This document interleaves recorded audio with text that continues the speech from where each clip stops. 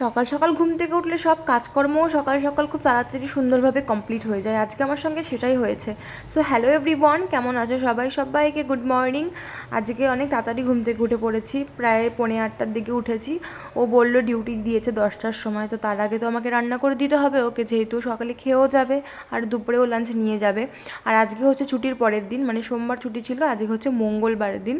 আমি এখন রান্না করতে চলে এসেছি। ঘরে টুকটাক কাজকর্ম ছিল, সেগুলো কমপ্লিট করে আর নিজেও ফ্রেশ হয়ে এসেছি রান্না করতে। এদিকে ভাত বসিয়েছি, ভাতটা আস্তে আস্তে হতে থাক। আর এদিকে আমার তরকারি রান্না হয়ে গেছে। আজকে শুধু ডিম বেগুনই রান্না করেছি।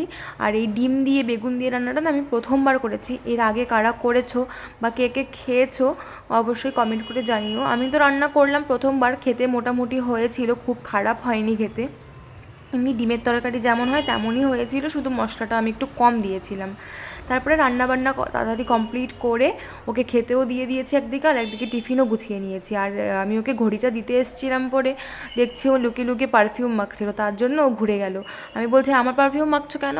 বলছে আমি ডিউটিতে গেলে তোমার ওই পারফিউমটার গন্ধ আসে আর মনে হয় তুমি আমার সাথেই আছো, ওর তাতে ভালো লাগে আর কি, তার জন্য।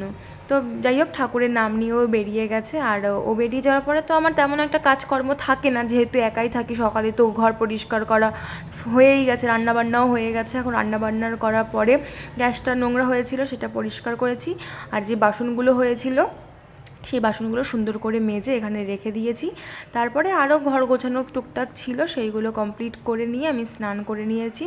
এখন অনেক সকাল সকাল আমার স্নান হয়ে গেছে, মোটামুটি এখন 11:30 বাজে। তো সকাল সকাল স্নান হয়ে গেলে তো অনেকটাই ফ্রেশ লাগে। এখন তো সারাদিন আমার কোনো কাজ নেই, এখন শুধু রিল্যাক্স করব।